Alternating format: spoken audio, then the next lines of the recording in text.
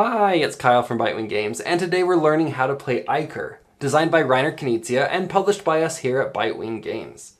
In Ichor, the monsters of Greek mythology have come to battle on Mount Olympus against the Greek gods. The point of the game is to win, and you win by placing all of your tokens on the board, gaining control of Mount Olympus. Throughout the game, you will move your pieces along the board in a straight line, leaving behind a trail of tokens. You can't move over other players' figures, but you can move over and replace your opponent's tokens. Let's take a look at the setup. For your first game, use the 6x6 grid. The 7x7 grid is best to try out after having played on the smaller side. The player in front of the assault side of the board will play as the monsters, and the player in front of the Olympus side will play as the gods. Each player takes their 2-player aids and their character cards. Shuffle the character cards, randomly select 6, and display them face up in front of you, placing the remaining cards face down to the side. Find and place the matching character figures onto the board, placing each figure on the second space in the matching column. You'll of course play with the standees standing up, but for demonstration purposes so you can see what we're doing, I'll go ahead and lay them down. The standard version of the game will actually come with cardboard cutouts rather than these clear acrylic standees, but I don't actually have the cardboard cutouts, we're still getting those. So for demonstration purposes, we'll just use the deluxe components here. So you'll place the Minotaur here, and Cerberus here, and so on. Each player also places 14 of their tokens in front of them. On the 7x7 grid, you'll use 7 characters and 19 tokens. The monsters will go first. On your turn, you will either move a figure or you'll activate their special ability. To move a figure, simply select one of your figures and move them in a straight line. You can move them horizontally or vertically. You can move them as far as you'd like, but you cannot cross over or land on another figure. When moving figures, you'll place out tokens.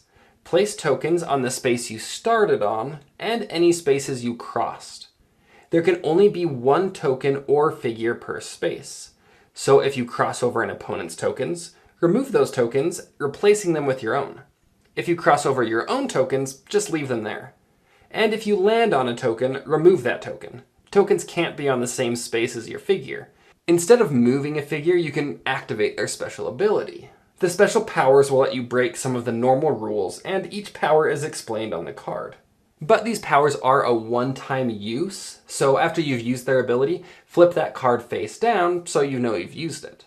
I won't go over each of their abilities, but I'll just give you a little bit of a flavor for what they do. The Griffin allows you to jump one figure when moving. The Siren's power lets you pull an opponent to your space and then move as usual. Hercules can push a monster when moving. Zeus lets you, instead of moving, place a token on any open diagonal spaces. So players will take turns moving their figures and activating their abilities back and forth until one player has ended their turn with all of their tokens on the board, gaining control of Olympus and winning the game. To play the game officially, you should count up how many tokens your opponent has off the board at the end of the game, and that's your score.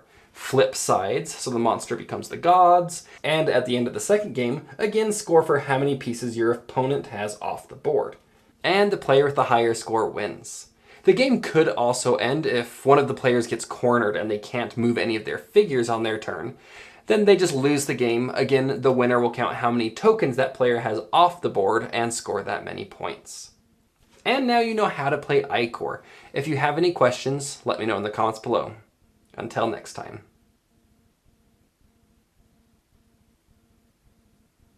You're still here. You must be wondering about the Gates expansion. Let's chat about that. This expansion comes with 3 new gods and 3 new monsters. You'll set up the game like usual, just shuffle these 3 new characters in with the other standard 8 characters. But wait, there's one additional god and monster that each have a unique win condition. If playing with these unique characters, both the monsters and god need to use their special character. During setup, start with this card, placing it into any column of your choice. Then set up the other locations with random characters like usual.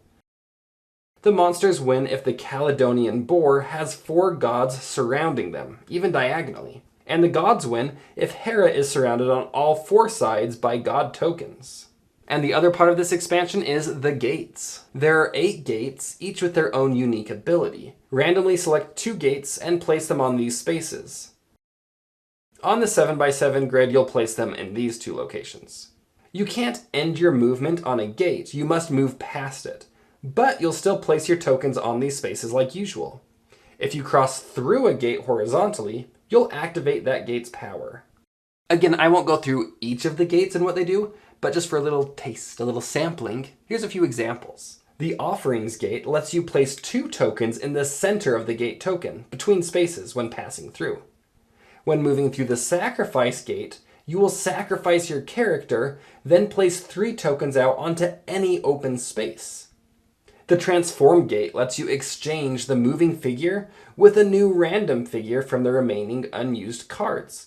Simply draw a new card and replace your current figure with a new figure. And now you know how to play Ichor even with the gates expansion. Any questions? Let me know below. Until next time. Hi, it's Kyle from Bitewing Games.